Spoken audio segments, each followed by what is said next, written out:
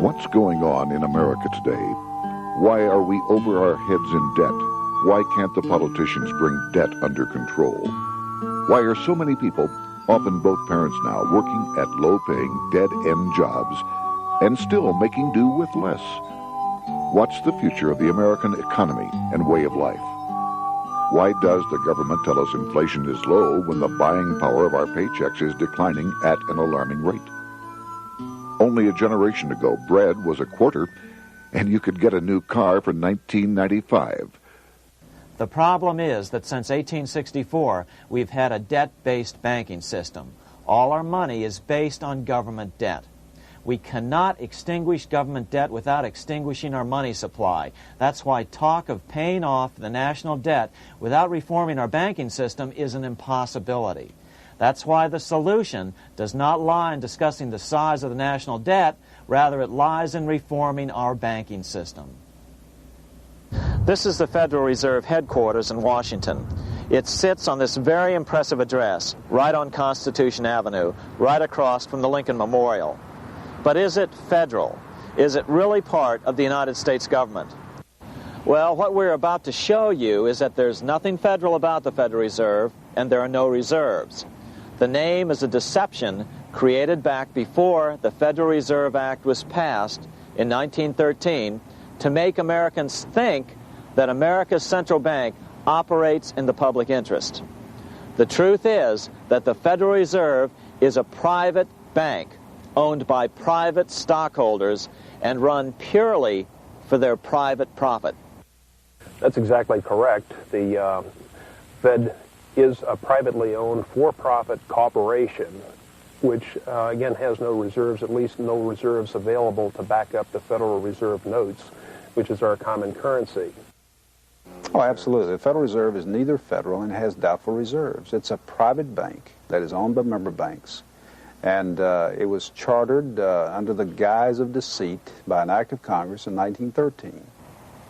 If there's still any doubt whether the Federal Reserve is a part of the U.S. government, check your local telephone book. In most cities, it is not listed in the blue government pages. It is listed in the business white pages right next to Federal Express, another private company. But more directly, U.S. courts have ruled time and time again that the Fed is a private corporation. Why can't Congress do something about the Fed? Most members of Congress just don't understand the system, and the few who do are afraid to speak up. For example, initially a veteran congressman from Chicago asked us if he could be interviewed for this video. However, both times our camera crew arrived at his office to do the interview, this was all we were able to film. The congressman never appeared, and eventually decided he no longer wanted to participate. But a few others in Congress have been bolder over the years. Here are 3 quick examples. In 1923, Representative Charles A. Lindbergh, a Republican from Minnesota, and father of the famed aviator Lucky Lindy, put it this way: the financial system has been turned over to the Federal Reserve Board. That board administers the finance system by authority of a purely profiteering group. The system is private, conducted for the sole purpose of obtaining the greatest possible profits from the use of other people's money.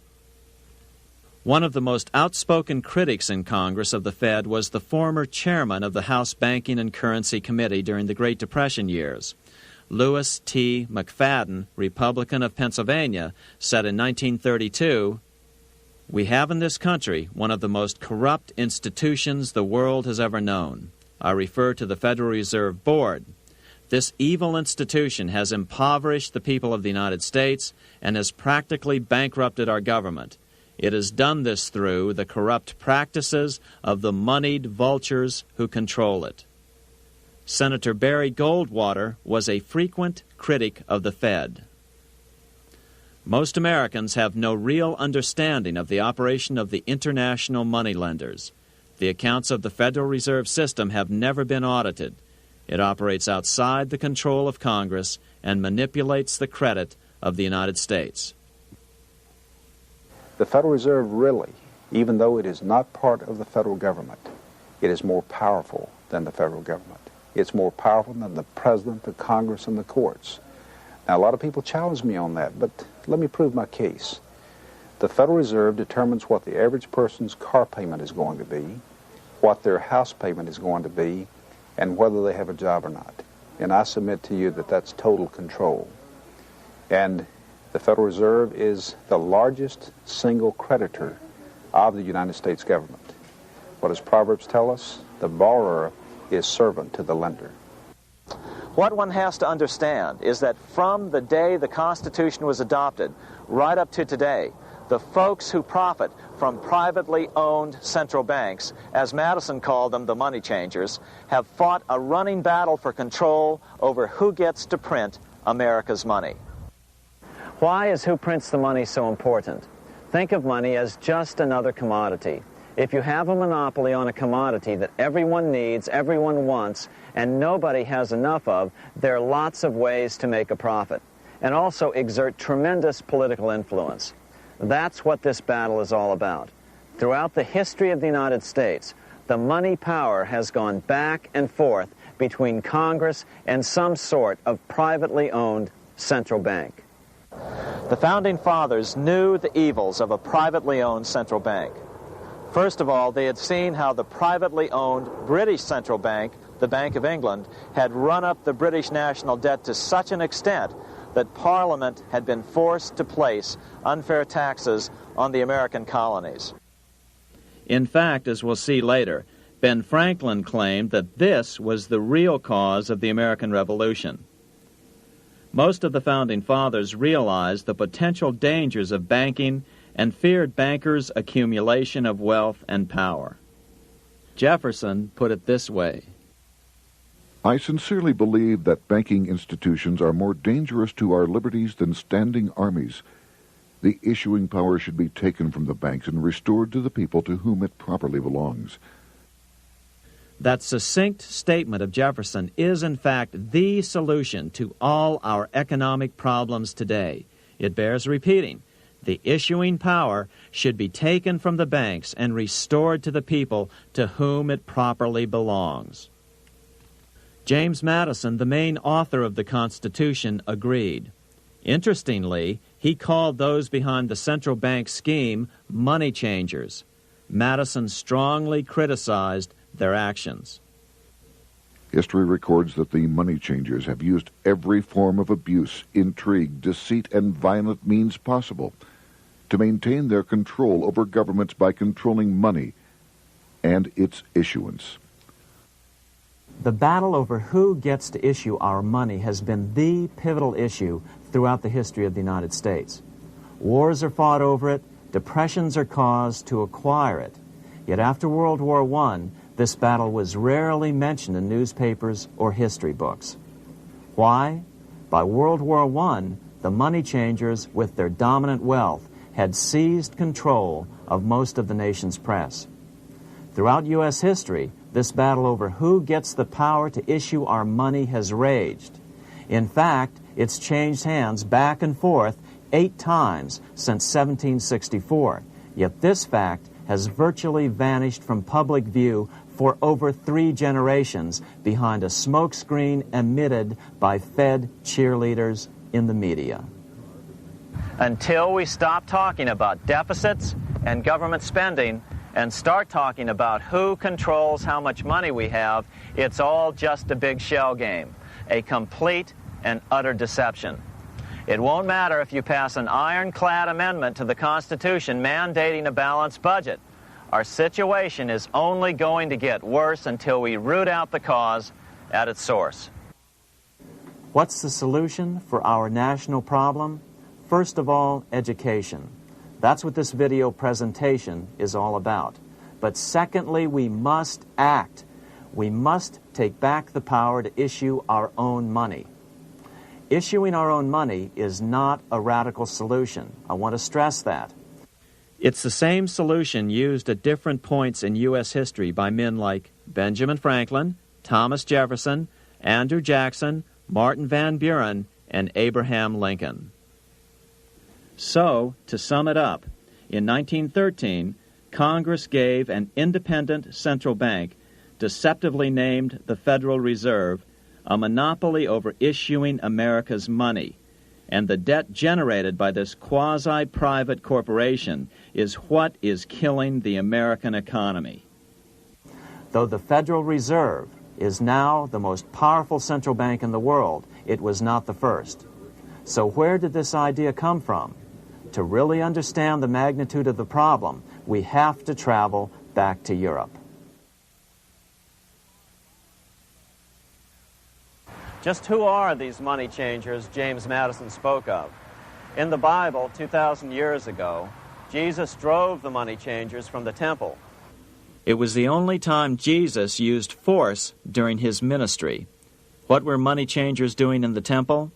When Jews came to Jerusalem to pay their temple tax, they could only pay it with a special coin, the half shekel of the sanctuary. This was a half ounce of pure silver about this size. It was the only coin around at that time which was pure silver and of assured weight without the image of a pagan emperor. Therefore, to Jews, the half shekel was the only coin acceptable to God. But these coins were not plentiful. The money changers had cornered the market on them. Then they raised the price, just like any other commodity, to whatever the market would bear. In other words, money changers were making exorbitant profits because they held a virtual monopoly on money. The Jews had to pay whatever they demanded. To Jesus, this totally violated the sanctity of God's house.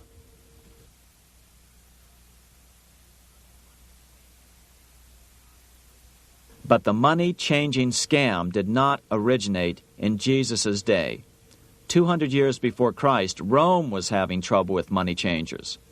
2 early Roman emperors had tried to diminish the power of the money changers by reforming usury laws and limiting land ownership to 500 acres. They were both assassinated.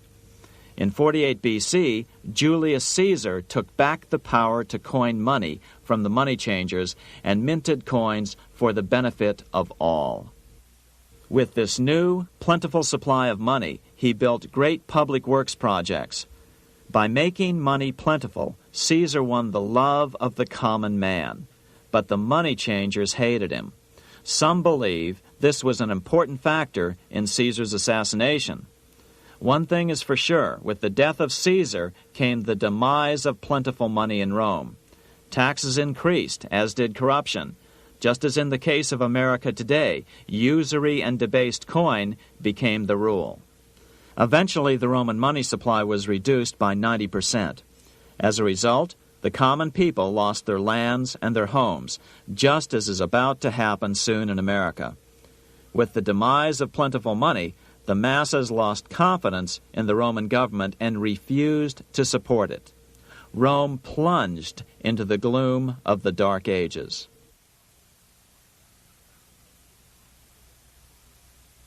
A 1,000 years after the death of Christ, money changers, those who loan out and manipulate the quantity of money, were active in medieval England. In fact, they were so active that acting together, they could manipulate the entire English economy. These were not bankers per se. The money changers generally were the goldsmiths. They were the first bankers because they started keeping other people's gold for safekeeping in their vaults. The first paper money was merely a receipt for gold left at the goldsmith. Paper money caught on because it was more convenient than carrying around a lot of heavy gold and silver coins. Eventually, goldsmiths noticed that only a small fraction of the depositors ever came in and demanded their gold at any one time. Goldsmiths started cheating on the system. They discovered that they could print more money than they had gold, and usually no one would be the wiser. Then they could loan out this extra money and collect interest on it. This was the birth of fractional reserve banking. That is, loaning out many times more money than you have assets on deposit. So, if $1,000 in gold were deposited with them, they could loan out about $10,000 in paper money and draw interest payments on it, and no one would ever discover the deception. By this means, goldsmiths gradually accumulated more and more wealth and used this wealth to accumulate more and more gold. Today, this practice of loaning out more money than there are reserves is known as fractional reserve banking. Every bank in the United States is allowed to loan out at least 10 times more money than they actually have. That's why they get rich on charging, let's say, 8% interest. It's not really 8% per year, which is their income. It's 80%. That's why bank buildings are always the largest in town. But does that mean that all interest or all banking should be illegal? Hardly. In the Middle Ages, canon law, the law of the Catholic Church, forbade charging interest on loans. This concept followed the teachings of Aristotle and St. Thomas Aquinas. They taught that the purpose of money was to serve the members of society, to facilitate the exchange of goods needed to lead a virtuous life.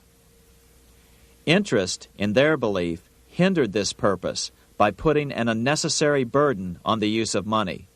In other words, interest was contrary to reason and justice. Reflecting church law in the Middle Ages, Europe forbade charging interest on loans and made it a crime called usury. As commerce grew, and therefore opportunities for investment arose in the late Middle Ages, it came to be recognized that to loan money had a cost for the lender, both in risk and in lost opportunity. So some charges were allowed, but not interest per se. But all moralists, no matter what religion, condemn fraud, oppression of the poor, and injustice as clearly immoral.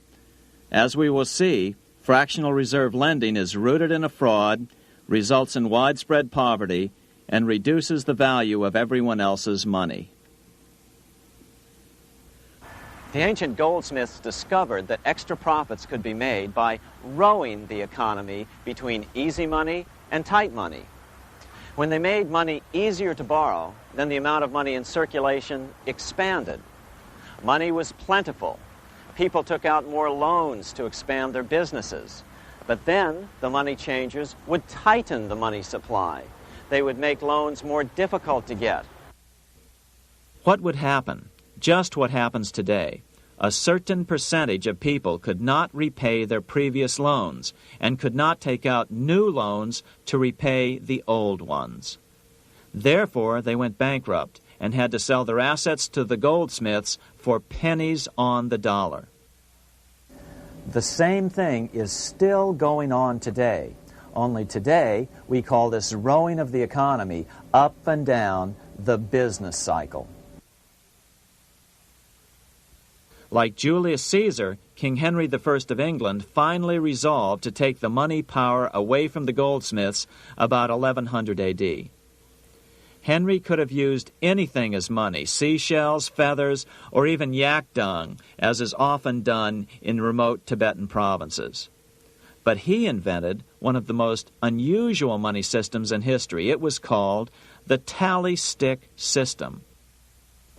Here I have one of the few surviving examples of this form of British money, which lasted 726 years until 1826, a tally stick.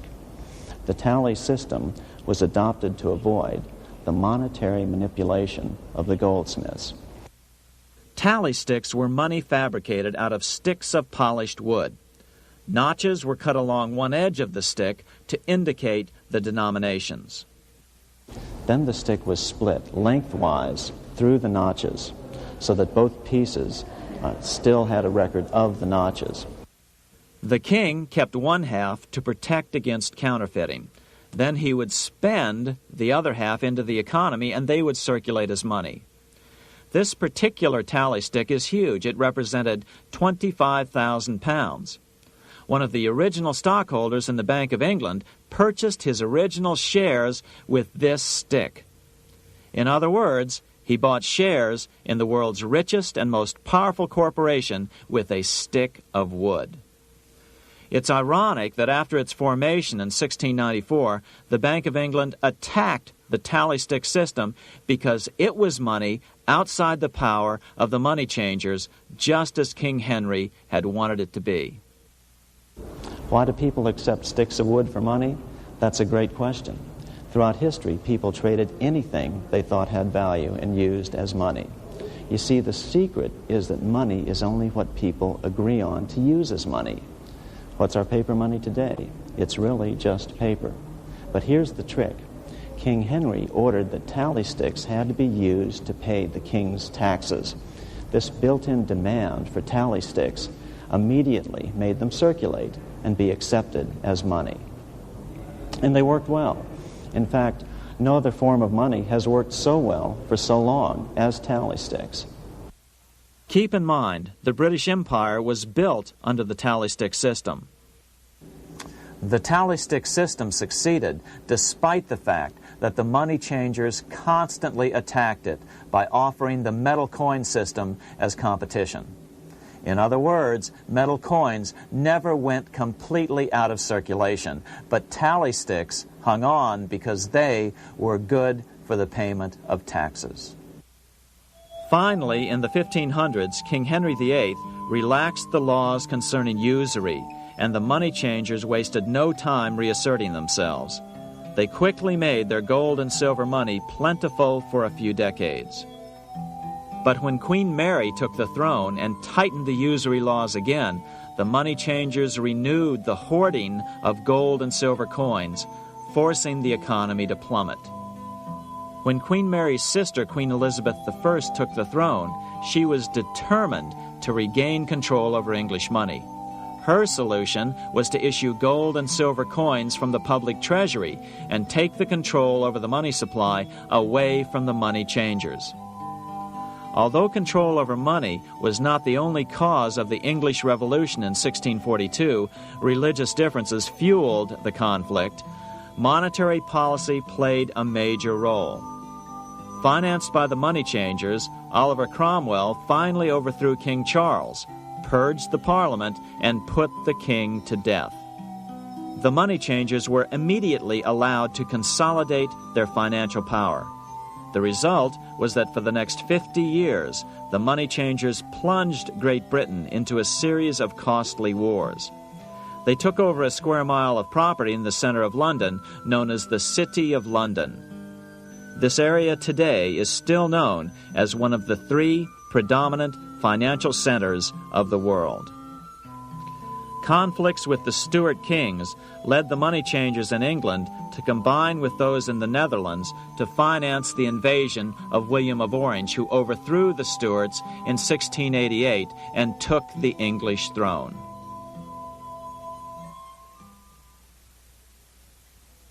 By the end of the 1600s, England was in financial ruin.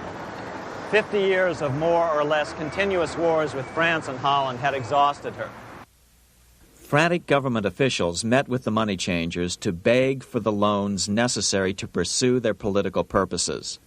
The price was high: a government-sanctioned, privately owned bank which could issue money created out of nothing.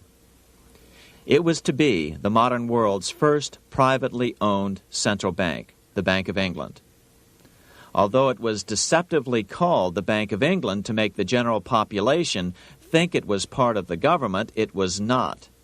Like any other private corporation, the Bank of England sold shares to get started. The investors, whose names were never revealed, were supposed to put up £1.25 million British pounds in gold coin to buy their shares in the bank, but only £750,000 was ever received. Despite that, the bank was duly chartered in 1694 and started out in the business of loaning out several times the money it supposedly had in reserves, all at interest.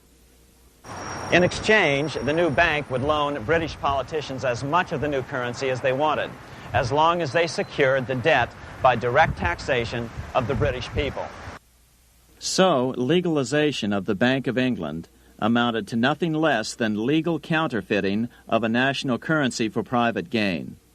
Unfortunately, nearly every nation now has a privately controlled central bank using the Bank of England as the basic model.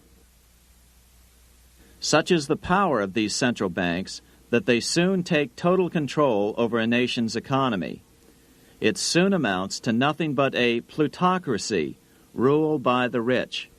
It would be like putting control of the army in the hands of the mafia. The danger of tyranny would be extreme. Yes, we need central banks. No, we do not need them in private hands. The central bank scam is really a hidden tax. The nation sells bonds to the central bank to pay for things it does not have the political will to raise taxes to pay for. But the bonds are purchased with money the central bank creates out of nothing. More money in circulation makes your money worth less. The government gets as much money as it needs, and the people pay for it in inflation. The beauty of the plan is that not one person in 1,000 can figure it out because it's usually hidden behind complex-sounding economics gibberish. With the formation of the Bank of England, the nation was soon awash in money. Prices throughout the country doubled. Massive loans were granted for just about any wild scheme. One venture proposed to drain the Red Sea to recover gold supposedly lost when the Egyptian army drowned pursuing Moses and the Israelites. By 1698, government debt grew from the initial £1.25 million to £16 million. Naturally, taxes were increased and then increased again to pay for all of this. With the British money supply firmly in their grip, the British economy began a wild roller coaster series of booms and depressions, exactly the sort of thing a central bank claims it is determined to prevent. There are two things which I think are intrinsic not just to the Bank of England but to central banking generally. The first is an involvement in the formulation of monetary policy with the specific objective of achieving monetary stability. However, since the Bank of England took control, the British pound has rarely been stable. Now let's take a look at the role of the Rothschild family, the family said to be the wealthiest in the world.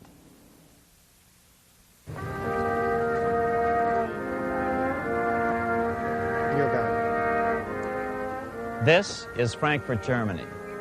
50 years after the Bank of England opened its doors, a goldsmith named Amschel Moses Bauer opened a coin shop, a counting house, in 1743. And over the door he placed a sign depicting a Roman eagle on a red shield. The shop became known as the Red Shield Firm, or in German, Rothschild.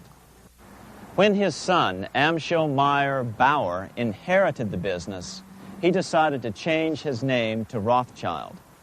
Amschel soon learned that loaning money to governments and kings was more profitable than loaning to private individuals. Not only were the loans bigger, but they were secured by the nation's taxes. Mayer Rothschild had 5 sons. He trained them all in the skills of money creation, then sent them out to the major capitals of Europe to open branch offices of the family banking business. His first son, Amschel Meyer, stayed in Frankfurt to mind the hometown bank. His second son, Solomon, was sent to Vienna. His third son, Nathan, was clearly the most clever. He was sent to London at age 21 in 1798, 100 years after the founding of the Bank of England. His fourth son, Karl, went to Naples, and his fifth son, Jacob, went to Paris. In 1785, Mayer Amschel moved his entire family to this larger house, a 5-story dwelling he shared with the Schiff family. This house was known as the Green Shield. The Rothschilds and the Schiffs would play a central role in the rest of European financial history and in that of the United States. The Rothschilds broke into dealings with European royalty here at Wilhelmshof, the palace of the wealthiest man in Germany. In fact, the wealthiest monarch in all Europe, Prince William of Hesse-Kassel. At first, the Rothschilds were only helping William speculate in precious coins. But when Napoleon chased Prince William into exile, he sent £550,000, a gigantic sum at that time, to Nathan Rothschild in London with instructions for him to buy consols, British government bonds, also called government stock. But Rothschild used the money for his own purposes.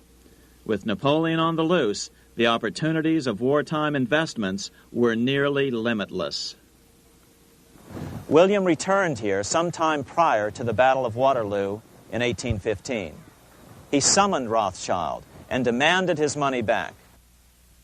The Rothschilds returned William's money with the interest the British consuls would have paid him had the investment actually been made. But the Rothschilds kept all the past profits they had made using William's money. Nathan Rothschild later bragged that in the 17 years he'd been in England, he'd increased his original £20,000 stake given to him by his father by 2,500 times. By cooperating within the family, the Rothschilds soon grew unbelievably wealthy. By the mid-1800s, they dominated all European banking and were certainly the wealthiest family in the world. They financed Cecil Rhodes, making it possible for him to establish a monopoly over the diamond and gold fields of South Africa. In America, they financed the Harrimans and railroads, the Vanderbilts and railroads and the press, and Carnegie in the steel industry, among many others.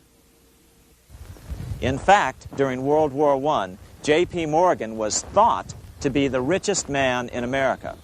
But after his death, it was discovered that he was actually only a lieutenant of the Rothschilds.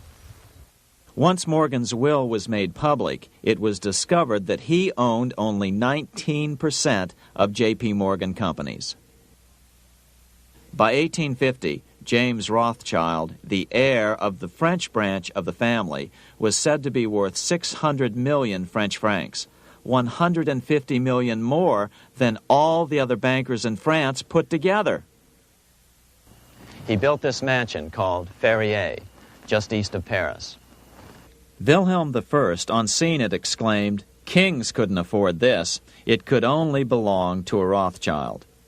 Another 19th century French commentator put it this way: "There is but one power in Europe, and that is Rothschild." There is no evidence that their predominant standing in European or world finance has changed. Now let's take a look at the results the Bank of England had produced on the British economy and how that later was the root cause of the American Revolution.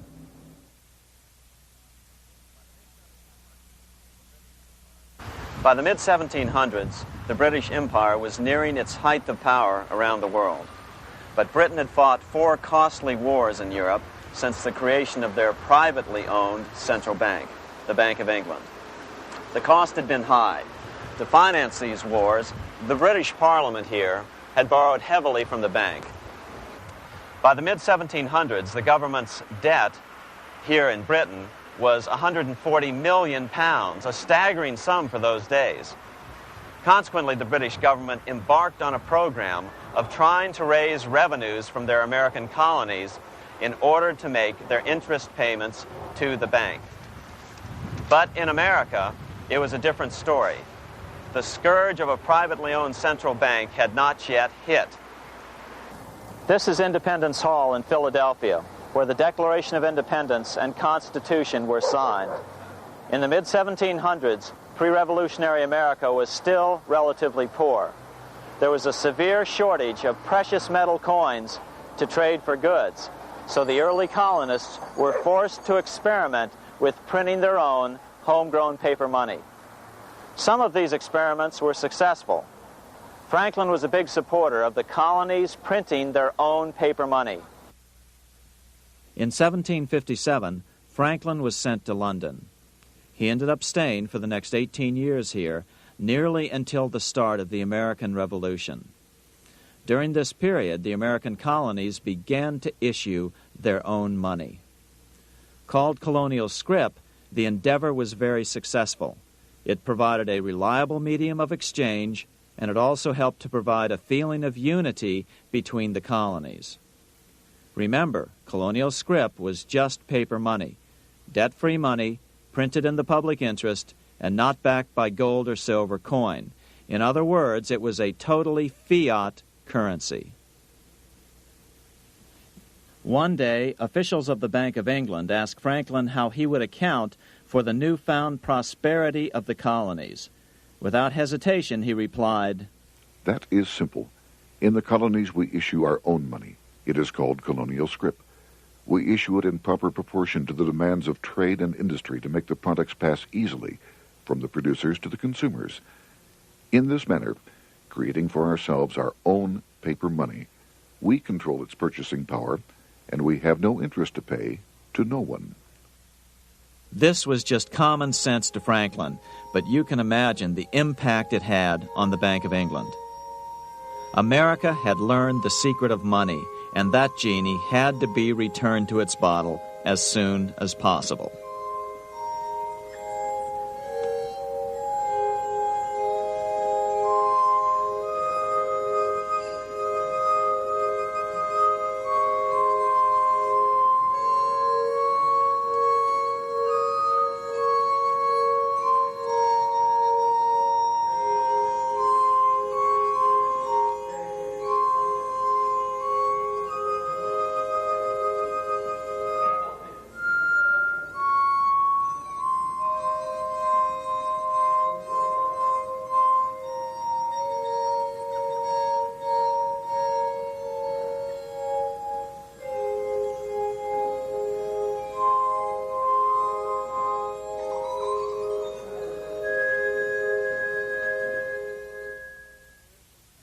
As a result, Parliament hurriedly passed the Currency Act of 1764.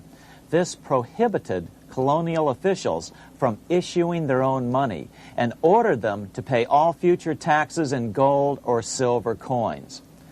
In other words, it forced the colonies on a gold or silver standard. For those who still believe that a gold standard is the answer for America's current monetary problems, look what happened to America after that. Writing in his autobiography, Franklin said, "In 1 year, the conditions were so reversed that the era of prosperity ended and a depression set in to such an extent that the streets of the colonies were filled with unemployed." Franklin claims that this was even the basic cause for the American Revolution. As Franklin put it in his autobiography, "The colonies would gladly have borne a little tax on tea and other matters had it not been that England took away from the colonies their money, which created unemployment and dissatisfaction. The inability of the colonists to get the power to issue their own money permanently out of the hands of George III and the international bankers was the prime reason for the Revolutionary War."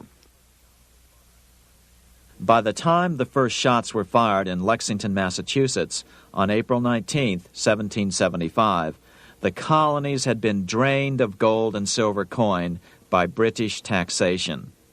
As a result, the Continental government had no choice but to print money to finance the war. At the start of the Revolution, the U.S. money supply stood at $12 million. By the end of the war, it was nearly $500 million. As a result, the currency was virtually worthless. Shoes sold for $5,000 a pair. Colonial scrip had worked because just enough was issued to facilitate trade. As George Washington lamented, "A wagon load of money will scarcely purchase a wagon load of provisions." Today, those who support a gold-backed currency point to this period during the Revolution to demonstrate the evils of a fiat currency. But remember, the same currency had worked so well 20 years earlier during times of peace that the Bank of England had Parliament outlaw it. Towards the end of the Revolution, the Continental Congress, meeting here at Independence Hall, grew desperate for money. In 1781, they allowed Robert Morris, their financial superintendent, to open a privately owned central bank. Incidentally, Morris was a wealthy man who had grown wealthier during the Revolution by trading in war materials.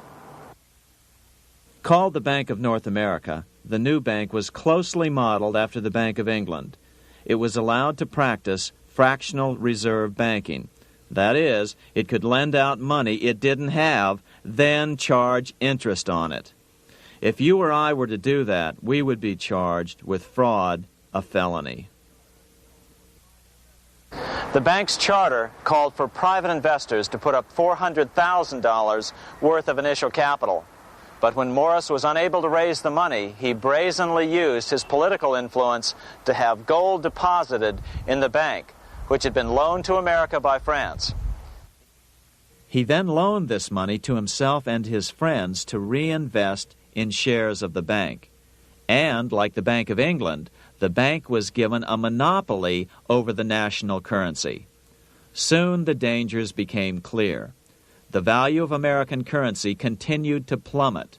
So, 4 years later, in 1785, the bank's charter was not renewed.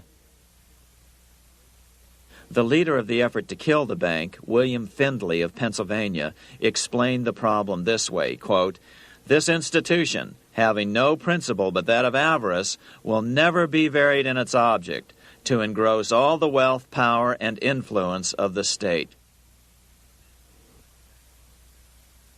The men behind the Bank of North America, Alexander Hamilton, Robert Morris, and the bank's president, Thomas Whiling, did not give up.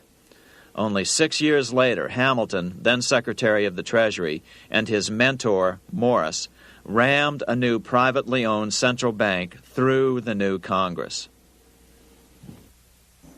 Called the first bank of the United States, Thomas Whiling again served as the bank's president. The players were the same, only the name of the bank was changed.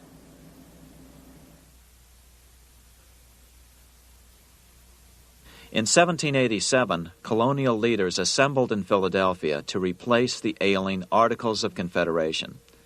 As we saw earlier, both Thomas Jefferson and James Madison were unalterably opposed to a privately owned central bank. They had seen the problems caused by the Bank of England. They wanted nothing of it. As Jefferson later put it, "If the American people ever allow private banks to control the issue of their currency, first by inflation, then by deflation, the banks and the corporations which grow up around them will deprive the people of all property until their children wake up homeless on the continent their fathers conquered."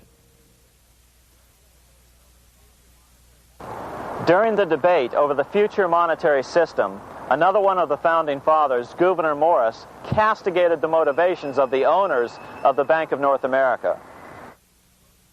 Gouverneur Morris headed the committee that wrote the final draft of the Constitution. Morris knew the motivations of the bank well. Along with his old boss, Robert Morris, Gouverneur Morris and Alexander Hamilton were the ones who had presented the original plan for the Bank of North America to the Continental Congress in the last year of the Revolution. In a letter he wrote to James Madison on July 2nd, 1787, Gouverneur Morris revealed what was really going on. "The rich will strive to establish their dominion and enslave the rest. They always did. They always will. They will have the same effect here as elsewhere if we do not, by the power of government, keep them in their proper spheres." Despite the defection of Gouverneur Morris from the ranks of the bank, Hamilton, Robert Morris, Thomas Whiling, and their European backers were not about to give up. They convinced the bulk of the delegates to the Constitutional Convention to not give Congress the power to issue paper money. Most of the delegates were still reeling from the wild inflation of the paper currency during the Revolution. They had forgotten how well colonial scrip had worked before the war. But the Bank of England had not. The money changers could not stand to have America printing her own money again. So the Constitution is silent on the matter. This grievous defect left the door wide open for the money changers, just as they had planned.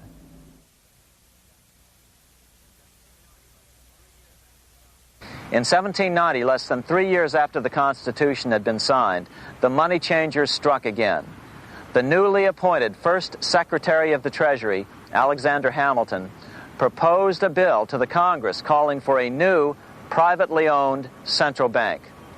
Coincidentally, that was the very year that Amschel Rothschild made his pronouncement from his flagship bank in Frankfurt. Let me issue and control a nation's money, and I care not who writes the laws. Alexander Hamilton was a tool of the international bankers, and he wanted to create the U.S. Bank, the BUS, or the Bank of the United States, and did so. Interestingly, one of Hamilton's first jobs after graduating from law school in 1782 was as an aide to Robert Morris, the head of the Bank of North America. In fact, the year before, Hamilton had written Morris a letter saying, "A national debt, if it is not excessive, will be to us a national blessing." A blessing to whom? After a year of intense debate, in 1791, Congress passed the bill and gave it a 20-year charter. The new bank was to be called the First Bank of the United States, or BUS. Here we are in front of the First Bank of the United States in Philadelphia. The bank was given a monopoly on printing U.S. currency, even though 80% of its stock would be held by private investors. The other 20% would be purchased by the U.S. government. But the reason was not to give the government a piece of the action. It was to provide the capital for the other 80% owners. As with the old Bank of North America and the Bank of England before that, the stockholders never paid the full amount for their shares. The U.S. government put up their initial $2 million in cash. Then the bank, through the old magic of fractional reserve lending, made loans to its charter investors so they could come up with the remaining $8 million of capital needed for this risk-free investment. Like the Bank of England, the name of the Bank of the United States was deliberately chosen to hide the fact that it was privately controlled. And like the Bank of England, the names of the investors in the bank were never revealed. Many years later, it was a common saying that the Rothschilds were the power behind the old Bank of the United States. The bank was sold to Congress as a way to bring stability to the banking system and eliminate inflation. So what happened? Over the first 5 years, the U.S. government borrowed $8.2 million from the Bank of the United States. In the same 5-year period, prices rose by 72%. Jefferson, as the new Secretary of State, watched the borrowing with sadness and frustration, unable to stop it. I wish it were possible to obtain a single amendment to our Constitution, taking from the federal government the power of borrowing. Millions of Americans feel the same way today. They watch in helpless frustration as the federal government borrows the American economy into oblivion. So, although it was called the First Bank of the United States, it was not the first attempt at a privately owned central bank in this country. As with the Bank of North America, the government put up most of the cash to get this private bank going, then the bankers loaned the money to each other to buy the remaining stock in the bank. It was a scam, plain and simple, and they wouldn't be able to get away with it for long. But first, we have to travel back to Europe to see how a single man was able to manipulate the entire British economy by obtaining the first news of Napoleon's final defeat.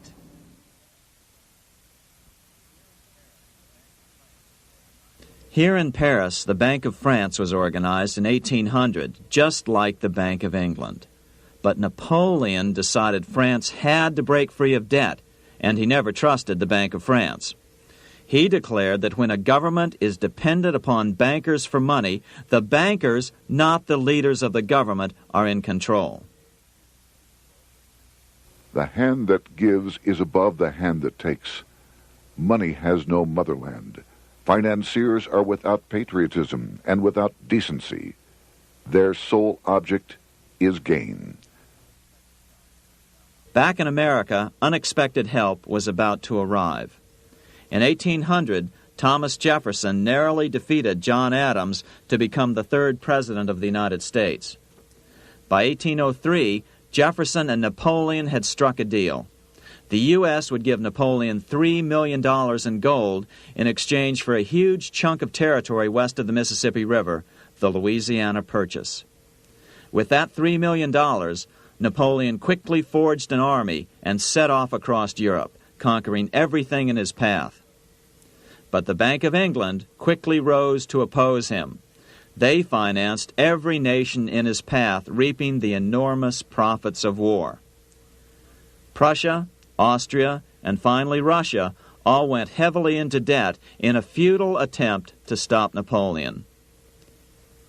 4 years later, with the main French army in Russia, 30-year-old Nathan Rothschild, the head of the London office of the Rothschild family, personally took charge of a bold plan to smuggle a much-needed shipment of gold right through France to finance an attack by the Duke of Wellington from Spain.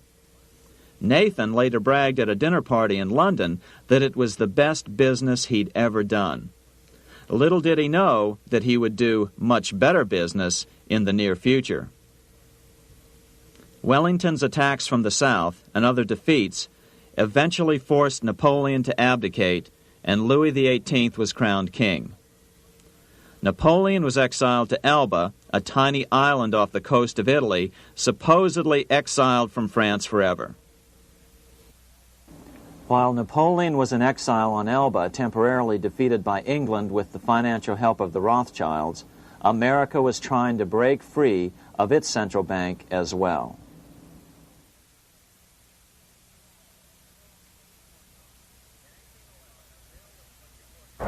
In 1811, a bill was put before Congress to renew the charter of the Bank of the United States. The debate grew very heated, and the legislatures of both Pennsylvania and Virginia passed resolutions asking Congress to kill the bank. The press corps of the day attacked the bank openly, calling it a great swindle, a vulture, a viper, and a cobra. Oh, to have an independent press once again in America. A congressman named P.B. Porter attacked the bank from the floor of Congress, saying if the bank's charter was renewed, Congress, quote, will have planted in the bosom of this Constitution a viper, which one day or another will sting the liberties of this country to the heart, close quote. Prospects didn't look that good for the bank. Some writers have even claimed that Nathan Rothschild warned that the United States would find itself involved in a most disastrous war if the bank's charter were not renewed. But it wasn't enough. When the smoke had cleared, the renewal bill was defeated by a single vote in the House and was deadlocked in the Senate. By now, America's fourth president, James Madison, was in the White House. Remember, Madison was a staunch opponent of the bank. His vice president, George Clinton, broke a tie in the Senate and sent the bank into oblivion. Within 5 months, England attacked the U.S., and the War of 1812 was on. But the British were still busy fighting Napoleon, and so the War of 1812 ended in a draw in 1814. Though the money changers were temporarily down, they were far from out. It would take them only another 2 years to bring back their bank bigger and stronger than ever.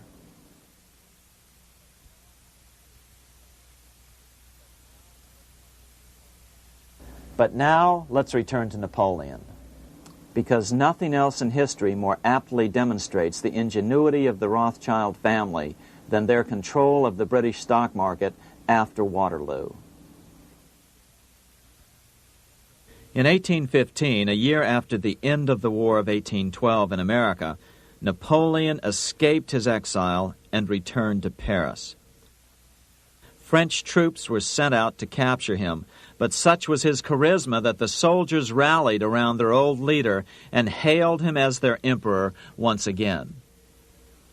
In March of 1815, Napoleon equipped an army which Britain's Duke of Wellington defeated less than 90 days later at Waterloo.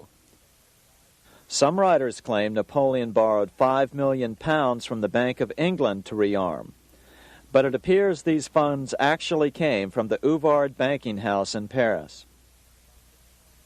Nevertheless, from about this point on, it was not unusual for privately controlled central banks to finance both sides in a war. Why would a central bank finance opposing sides in a war?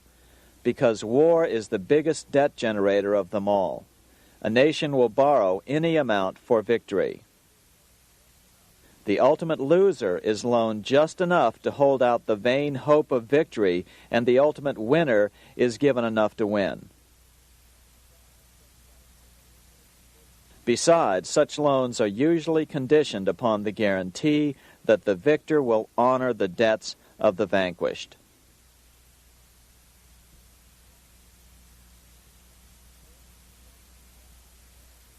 This is the Waterloo Battlefield, about 200 miles northeast of Paris, in what today is Belgium.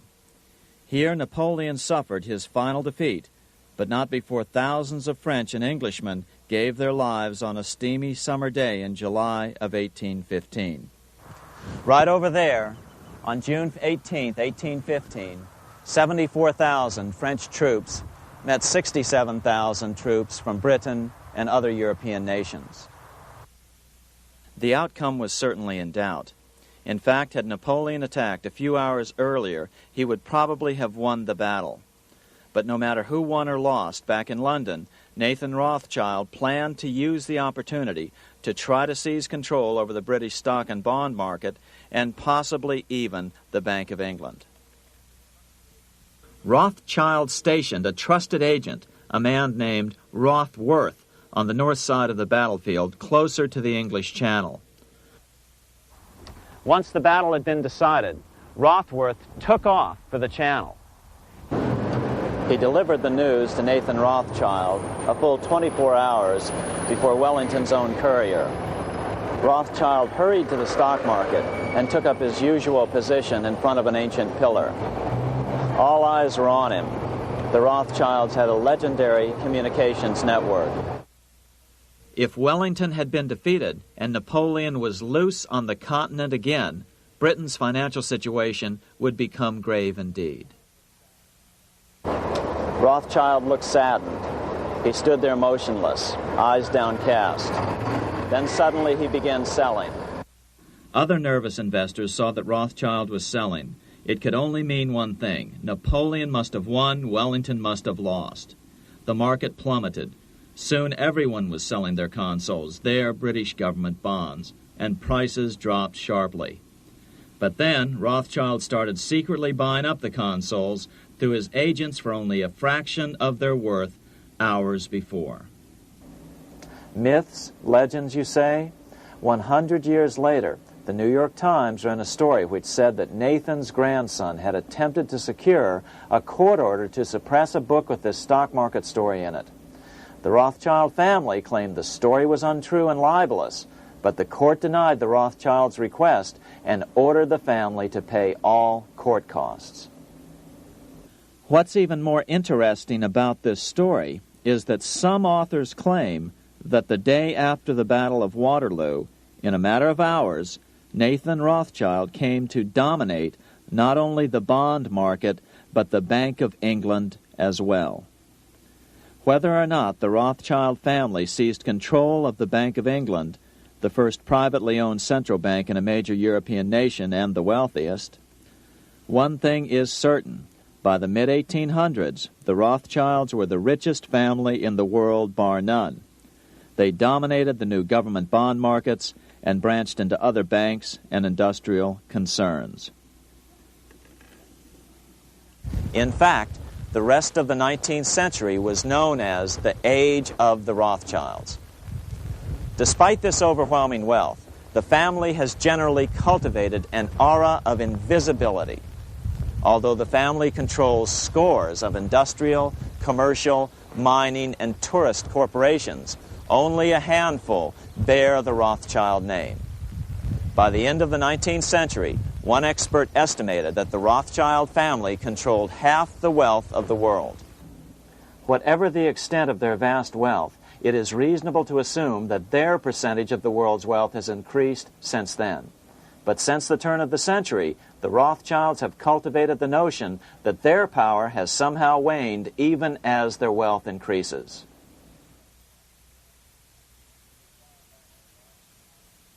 Meanwhile, back in Washington in 1816, just 1 year after Waterloo and Rothschild's alleged takeover of the Bank of England, the American Congress passed a bill permitting yet another privately owned central bank. This bank was called the Second Bank of the United States. The new bank's charter was a copy of the previous banks. The U.S. government would own 20% of the shares of the bank. Of course, the federal share was paid by the Treasury up front into the bank's coffers. Then, through the magic of fractional reserve lending, it was transformed into loans to private investors who then bought the remaining 80% of the shares. Just as before, the primary stockholders remained a secret.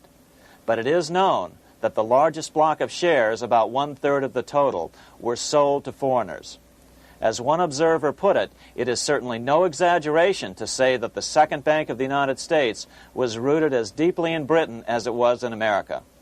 So, by 1816, some authors claim the Rothschilds had taken control over the Bank of England and backed a new, privately owned central bank in America as well.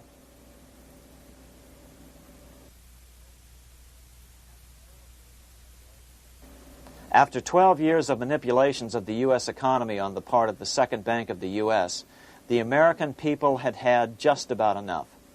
Opponents of the bank nominated a dignified senator from Tennessee, Andrew Jackson, the hero of the Battle of New Orleans, to run for president.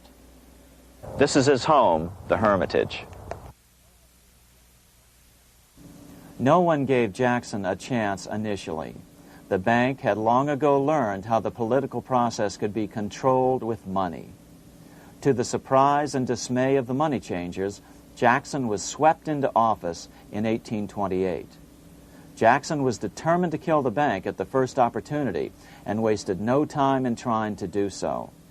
But the bank's 20-year charter didn't come up for renewal until 1836, the last year of his second term, if he could survive that long. During his first term, Jackson contented himself with rooting out the bank's many minions from government service. He fired 2,000 of the 11,000 employees of the federal government. In 1832, with his re-election approaching, the bank struck an early blow, hoping Jackson would not want to stir up controversy. They asked Congress to pass a renewal bill 4 years early. Naturally, Congress complied, then sent it to the president for signing. But Jackson weighed in with both feet. Old Hickory, never a coward, vetoed the bill. His veto message is one of the great American documents. It clearly lays out the responsibility of the American government towards its citizens, rich and poor. It is not our own citizens only who are to receive the bounty of our government. More than 8 million of the stock of this bank are held by foreigners. Is there no danger to our liberty and independence in a bank that in its nature has so little to bind it to our country? Controlling our currency, receiving our public monies, and holding thousands of our citizens' independence would be more formidable and dangerous than a military power of the enemy. If government would confine itself to equal protection and, as heaven does its rains, shower its favor alike on the high and the low, the rich and the poor, it would be an unqualified blessing. In the act before me, there seems to be a wide and unnecessary departure from these just principles. Later that year, in July 1832, Congress was unable to override Jackson's veto. Now Jackson had to stand for re-election. Jackson took his argument directly to the people. For the first time in U.S. history, Jackson took his presidential campaign on the road. Before then, presidential candidates stayed at home and looked presidential. His campaign slogan was Jackson and no bank. The National Republican Party ran Senator Henry Clay against Jackson. Despite the fact that the bankers poured over $3 million into Clay's campaign, Jackson was reelected by a landslide in November of 1832. Despite his presidential victory, Jackson knew the battle was only beginning. "The hydra of corruption is only scotched, not dead," said the newly elected president.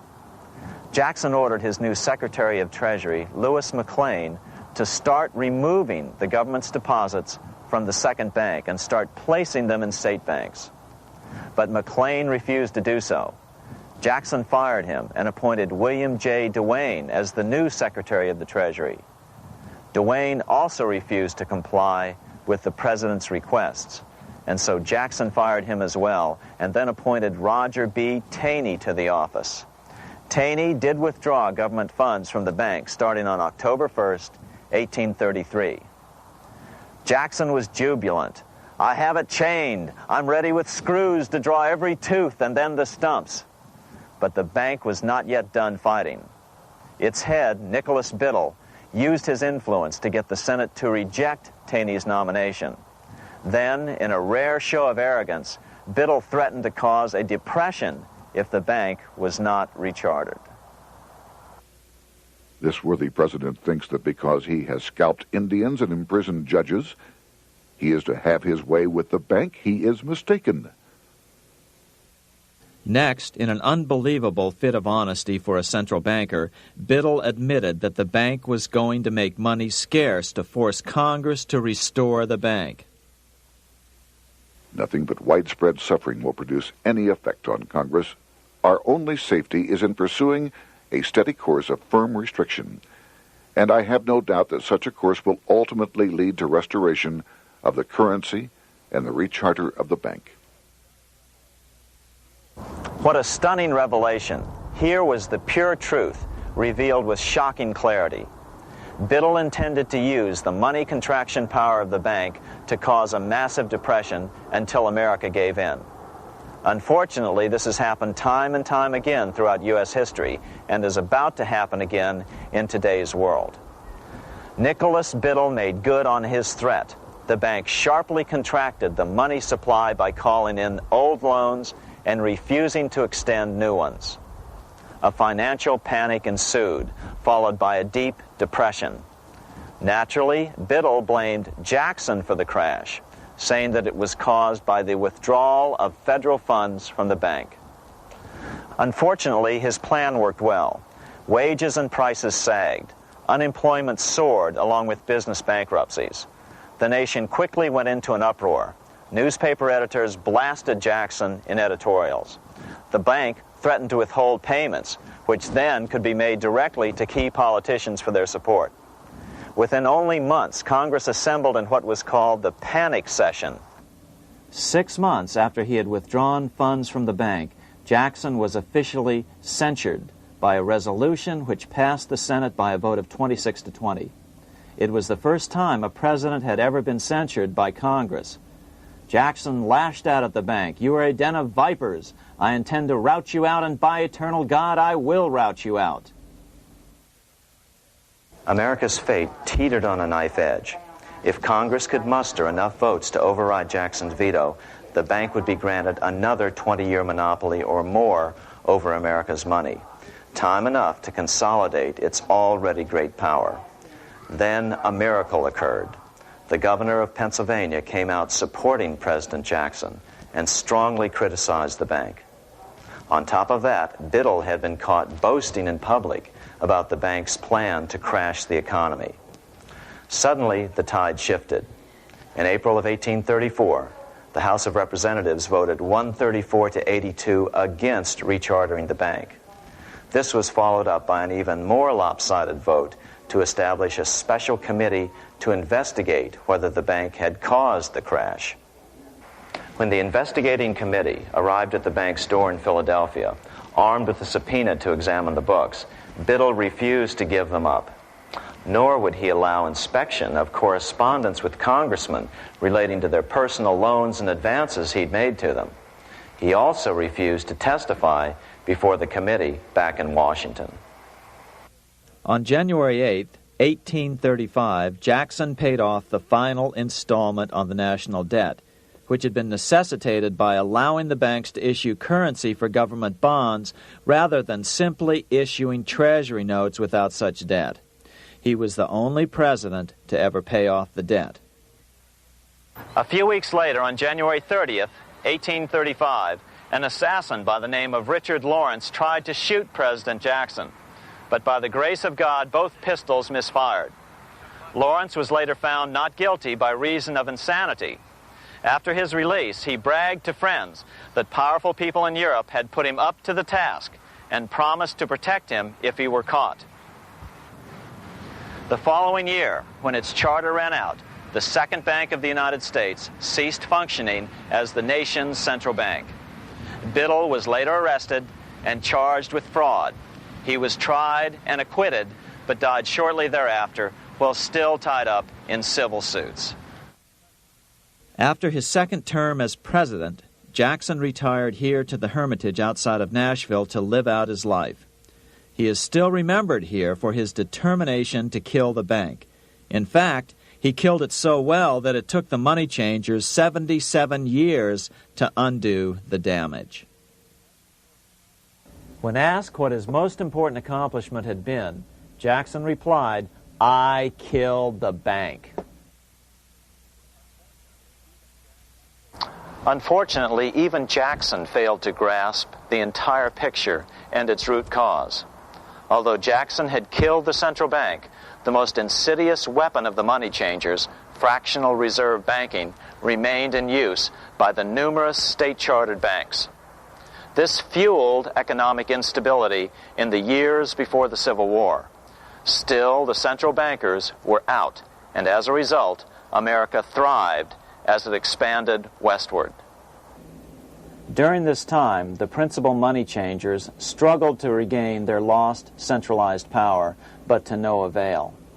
Then, finally, they reverted to the old central bankers' formula: war to create debt and dependency.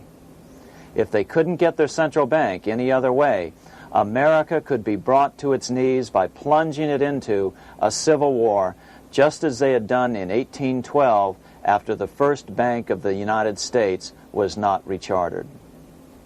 1 month after the inauguration of Abraham Lincoln, the first shots of the American Civil War were fired here at Fort Sumter, South Carolina, on April 12, 1861.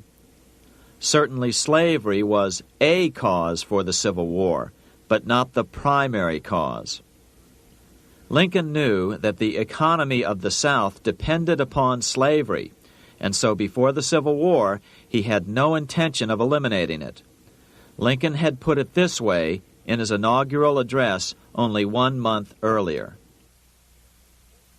I have no purpose, directly or indirectly, to interfere with the institution of slavery in the states where it now exists. I believe I have no lawful right to do so, and I have no inclination to do so. Even after the first shots were fired here at Fort Sumter, Lincoln continued to insist that the Civil War was not about the issue of slavery. My paramount objective is to save the Union, and it is not either to save or destroy slavery. If I could save the Union without freeing any slave, I would do it. So what was the Civil War all about? There were many factors at play. Northern industrialists had used protective tariffs to prevent the southern states from buying cheaper European goods. Europe retaliated by stopping cotton imports from the South. The southern states were in a double financial bind. They were forced to pay more for most of the necessities of life, while their income from cotton exports plummeted. The South was angry. But there were other factors at work.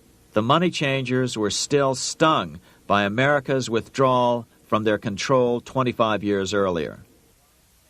Since then, America's wildcat economy had made the nation rich, a bad example for the rest of the world. The central bankers now saw an opportunity to split the rich new nation, to divide and conquer by war. Was this just some sort of wild conspiracy theory at the time? Well, let's take a look at what a well-placed observer of the scene had to say at the time.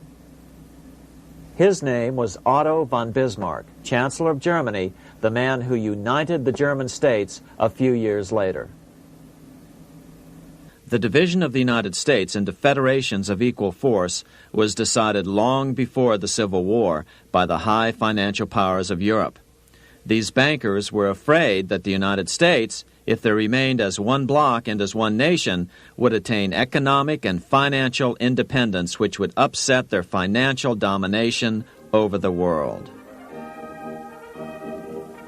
Within months after the first shots here at Fort Sumter, the central bankers loaned Napoleon III of France, the nephew of the Waterloo Napoleon, 210 million francs to seize Mexico and station troops along the southern border of the U.S., taking advantage of their war to violate the Monroe Doctrine and return Mexico to colonial rule.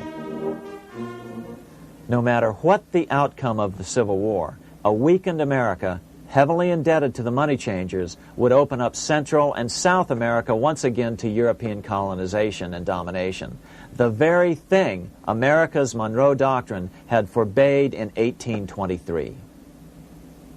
At the same time, Great Britain moved 11,000 troops into Canada and positioned them menacingly along America's northern border. The British fleet went to war alert should their quick intervention be called for. Lincoln knew he was in a double bind. That's why he agonized over the fate of the Union. There was a lot more to it than just differences between the North and the South.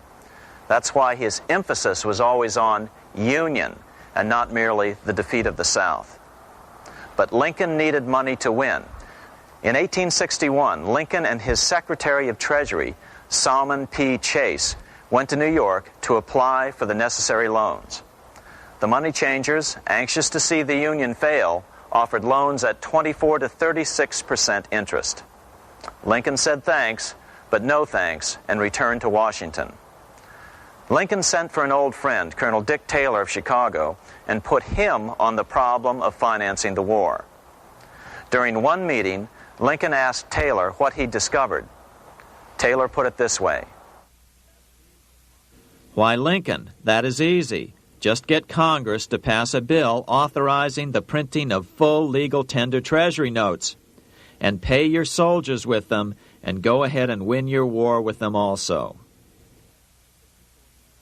When Lincoln asked if the people of the United States would accept the notes, Taylor said, "The people, or anyone else, will not have any choice in the matter if you make them full legal tender. They will have the full sanction of the government and be just as good as any money, as Congress is given that express right by the Constitution." So that's exactly what Lincoln did. In 1862-63, he printed up $450 million worth of the new bills. In order to distinguish them from other banknotes in circulation, he printed them in green ink on the back side. That's why the notes were called greenbacks. With this new money, Lincoln paid the troops and bought their supplies. During the course of the war, nearly $450 million worth of greenbacks were printed at no interest to the federal government. Lincoln understood who was really pulling the strings and what was at stake for the American people. This is how he explained his rationale. The government should create, issue, and circulate all the currency and credit needed to satisfy the spending power of the government and the buying power of consumers. The privilege of creating and issuing money is not only the supreme prerogative of government, but it is the government's greatest creative opportunity. By the adoption of these principles, the taxpayers will be saved immense sums of interest. Money will cease to be master and become the servant of humanity. A truly incredible editorial in the London Times explained the central bankers' attitude towards Lincoln's greenbacks. If this mischievous financial policy, which has its origins in North America, shall become indurated down to a fixture, then That government will furnish its own money without cost. It will pay off debts and be without debt. It will have all the money necessary to carry on its commerce. It will become prosperous without precedent in the history of the world. The brains and wealth of all countries will go to North America. That country must be destroyed, or it will destroy every monarchy on the globe. The scheme was effective, so effective that the next year, 1863, with Federal and Confederate troops beginning to mass for the decisive battle of the Civil War, and the Treasury in need of further congressional authority to issue more greenbacks, Lincoln allowed the bankers to push through the National Bank Act.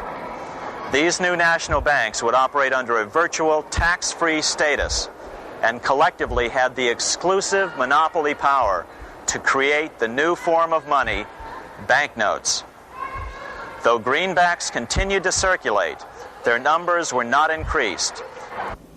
But most importantly, from this point on, the entire U.S. money supply would be created out of debt by bankers buying U.S. government bonds and issuing them for reserves for banknotes.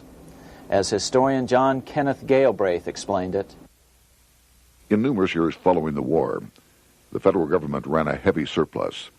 It could not, however, pay off its debt, retire its securities, because to do so meant there would be no bonds to back the national banknotes. To pay off the debt was to destroy the money supply. Later in 1863, Lincoln got some unexpected help from Tsar Alexander II of Russia. The Tsar, like Bismarck in Germany, knew what the international money changers were up to and had steadfastly refused to let them set up a central bank in Russia. If America survived and was able to remain out of their clutches, the Tsar's position would remain secure. If the bankers were successful at dividing America and giving the pieces back to Great Britain and France, both nations under control of their central banks, eventually they would threaten Russia again. So the Tsar gave orders that if either England or France actively intervened and gave aid to the South, Russia would consider such action as a declaration of war. He did the same with part of his Pacific Fleet and sent them to port in San Francisco. Lincoln was reelected the next year, 1864. Had he lived, he would surely have killed the national bank's money monopoly extracted from him during the war. On November 21, 1864, he wrote a friend the following: The money power preys upon the nation in times of peace and conspires against it in times of adversity. It is more despotic than monarchy, more insolent than autocracy, more selfish than bureaucracy. Shortly before Lincoln was murdered, his former Secretary of Treasury, Salmon P. Chase, bemoaned his role in helping secure the passage of the National Banking Act only 1 year earlier. My agency in promoting the passage of the National Banking Act was the greatest financial mistake in my life. It has built up a monopoly which affects every interest in the country.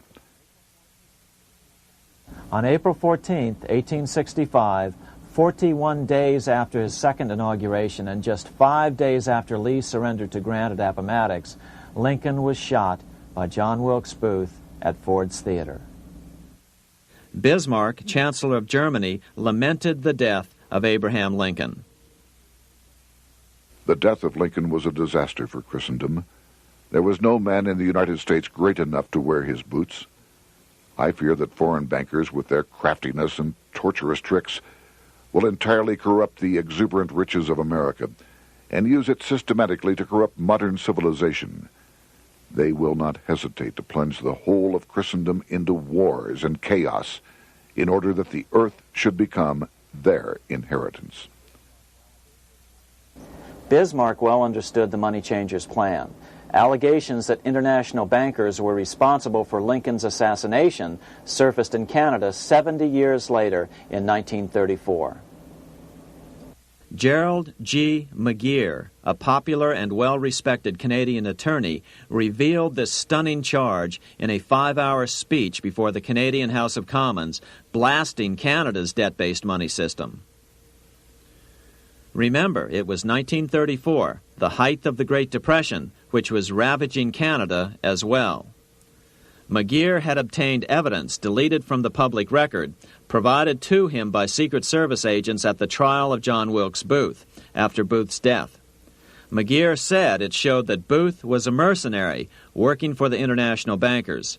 According to an article in the Vancouver Sun of May 2nd, 1934, Abraham Lincoln, the martyred emancipator of the slaves, was assassinated through the machinations of a group representative of the international bankers who feared the United States president's national credit ambitions. There was only one group in the world at that time who had any reason to desire the death of Lincoln. They were the men opposed to his national currency program and who had fought him throughout the whole Civil War on his policy of greenback currency. Interestingly, McGeer claimed that Lincoln was assassinated not only because international bankers wanted to reestablish a central bank in America, but because they also wanted to base America's currency on gold. Gold they controlled. In other words, put America on a gold standard. Lincoln had done just the opposite by issuing U.S. notes, greenbacks, which were based purely on the good faith and credit of the United States. The article quoted McGeer as saying, "They were the men interested in the establishment of the gold standard and the right of the bankers to manage the currency and credit of every nation in the world. With Lincoln out of the way, they were able to proceed with that plan and did proceed with it in the United States. Within 8 years after Lincoln's assassination, silver was demonetized and the gold standard money system set up in the United States." Not since Lincoln has the U.S. issued debt-free United States notes. These red-sealed bills, which were issued in 1963, were not a new issue from President Kennedy, but merely the old greenbacks reissued year after year.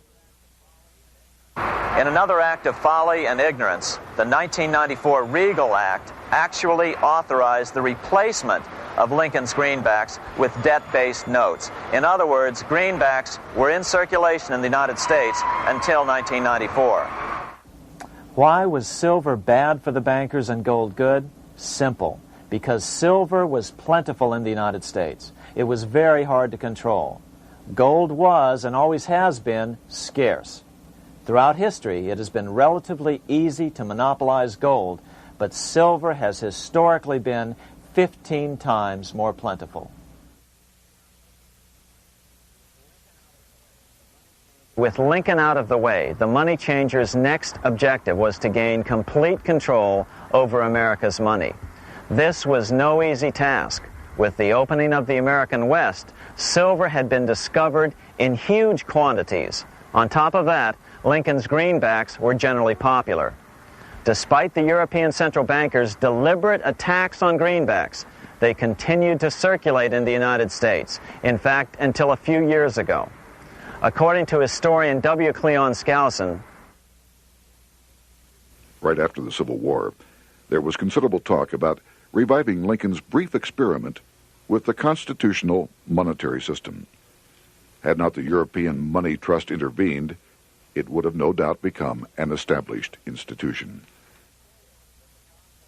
it is clear that the concept of America printing her own debt-free money sent shockwaves throughout the European central banking elite.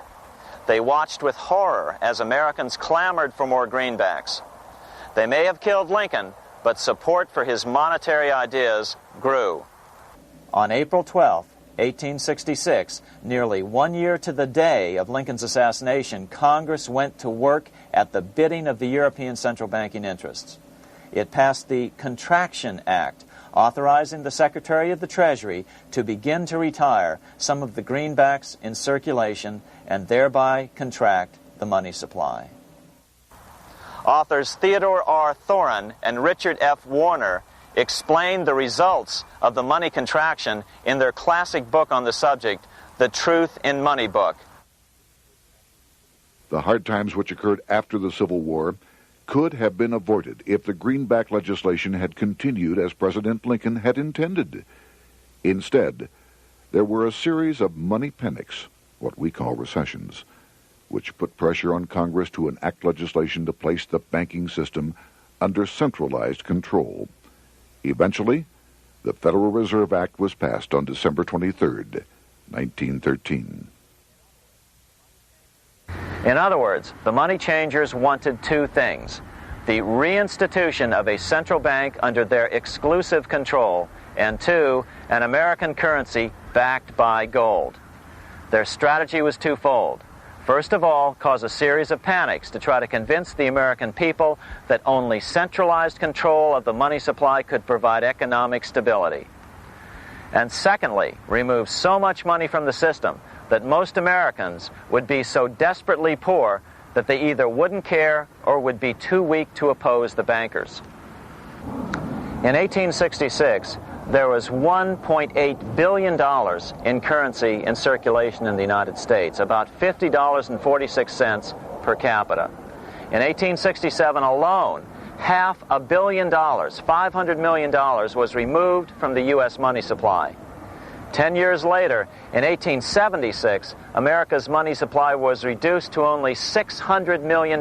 In other words, 2/3 of America's money had been called in by the bankers. Only $14.60 per capita remained in circulation. 10 years later, the money supply had been reduced to only $400 million, even though the population had boomed. The result was that only $6.67 per capita remained in circulation, a 760% loss in buying power over 20 years. Today, economists try to sell the idea that recessions and depressions are a natural part of something they call the business cycle. The truth is, our money supply is manipulated now just as it was before and after the Civil War. How did this happen? How did money become so scarce? Simple. Bank loans were called in and no new ones were given. In addition, silver coins were melted down. In 1872, a man named Ernest Sed was given 100,000 pounds, about $500,000, by the Bank of England and sent to America to bribe necessary congressmen to get silver demonetized. He was told that if that was not sufficient, to draw an additional 100,000 pounds or as much more as was necessary. The next year, Congress passed the Coinage Act of 1873, and the minting of silver dollars abruptly stopped. In fact, Representative Samuel Hooper, who introduced the bill in the House, acknowledged that Mr. Sed actually drafted the legislation. But it gets even worse than that. In 1874, Sed himself admitted who was behind the scheme. I went to America in the winter of 1872-73, authorized to secure, if I could, the passage of a bill demonetizing silver. It was in the interest of those I represented, the governors of the Bank of England, to have it done. By 1873, gold coins were the only form of coin money. But the contest over control of America's money was not yet over. Only 3 years later, in 1876, with 1/3 of America's workforce unemployed, the population was growing restless. People were clamoring for a return to the greenback money system of President Lincoln or a return to silver money, anything that would make money more plentiful. That year, Congress created the United States Silver Commission to study the problem. Their report clearly blamed the monetary contraction on the national bankers. The report is interesting because it compares the deliberate money contraction by the national bankers after the Civil War to the fall of the Roman Empire. The disaster of the Dark Ages was caused by decreasing money and falling prices. Without money, civilization could not have had a beginning, and with a diminishing supply, it must languish, and unless relieved, finally perish. At the Christian era, the metallic money of the Roman Empire amounted to $1,800,000,000. By the end of the 15th century, it had shrunk to less than $200 million. History records no other such disastrous transition as that from the Roman Empire to the Dark Ages.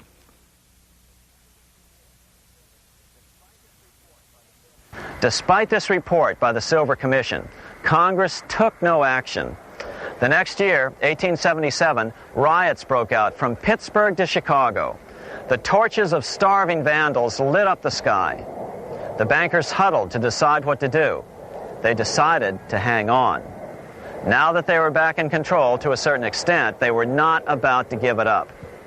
At the meeting of the American Bankers Association that year, they urged their membership to do everything in their power to put down the notion of a return to greenbacks. The ABA Secretary, James Buell, authored a letter to the members which blatantly called on the banks to subvert not only Congress, but the press.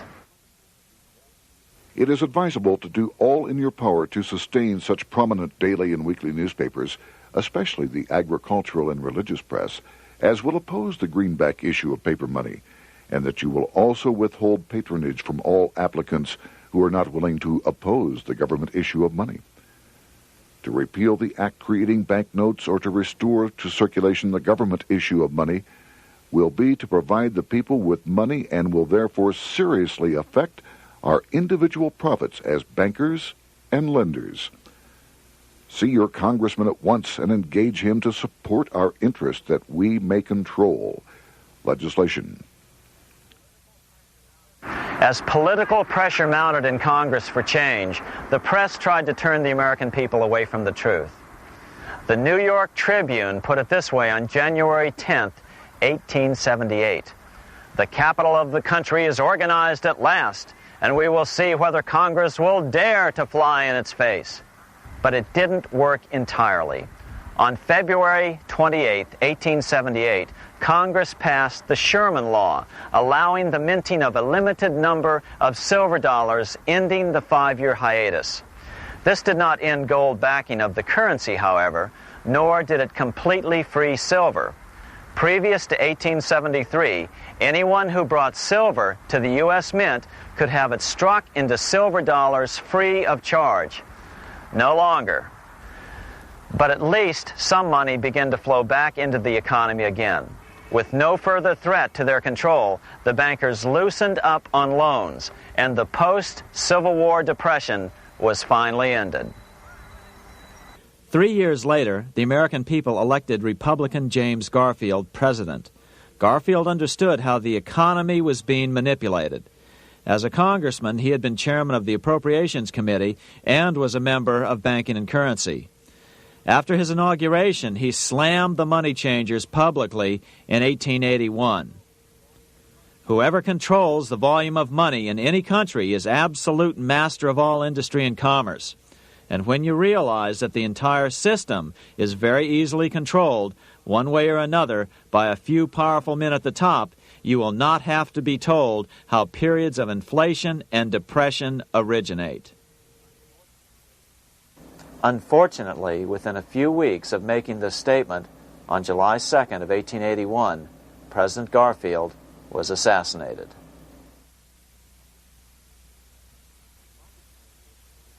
The money changers were gathering strength fast. They began a periodic fleecing of the flock, as they called it, by creating economic booms followed by further depressions so they could buy up thousands of homes and farms for pennies on the dollar. In 1891, the money changers prepared to take the American economy down again, and their methods and motives were laid out with shocking clarity in a memo sent out by the American Bankers Association, the ABA, an organization in which most bankers were members. Notice that this memo called for bankers to create a depression on a certain date 3 years in the future. According to the congressional record, here's how it read in part. On September 1st, 1894, we will not renew our loans under any consideration. On September 1st, we will demand our money. We will foreclose and become mortgagees in possession. We can take 2/3 of the farms west of the Mississippi and thousands of them east of the Mississippi as well at our price. Then the farmers will become tenants, as in England.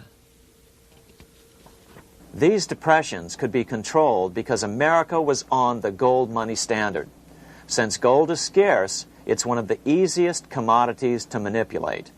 People wanted silver money legalized again so they could escape the stranglehold the money changers had on gold money.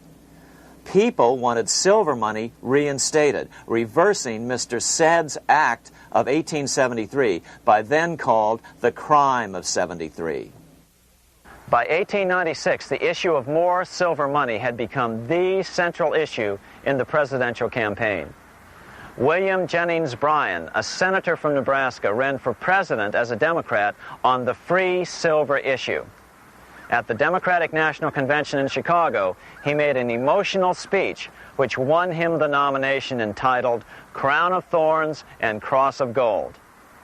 Though Bryan was only 36 years old at the time, this speech is widely regarded as the most famous oration ever made before a political convention. In the dramatic conclusion, Bryan said, "We will answer their demand for a gold standard by saying to them, you shall not press down upon the brow of labor this crown of thorns. You shall not crucify mankind upon a cross of gold." The bankers lavishly supported the Republican candidate, William McKinley, who favored the gold standard. The resulting contest was amongst the most fiercely contested presidential races in American history. Bryan made over 600 speeches in 27 states. The McKinley campaign got manufacturers and industrialists to inform their employees that if Bryan were elected, all factories and plants would close and there would be no work. The ruse succeeded. McKinley beat Bryan by a small margin. Bryan ran for president again in 1900 and in 1908, but fell short each time. During the 1912 Democratic Convention, Bryan was a powerful figure who helped Woodrow Wilson win the nomination. When Wilson became president, he appointed Bryan as Secretary of State, but Bryan soon became disenchanted with the Wilson administration. Bryan served only 2 years in the Wilson administration before resigning in 1915 over the highly suspicious sinking of the Lusitania, the event which was used to drive America into World War I. Although William Jennings Bryan never gained the presidency, his efforts delayed the money changers for 17 years from attaining their next goal, a new, privately owned central bank for America.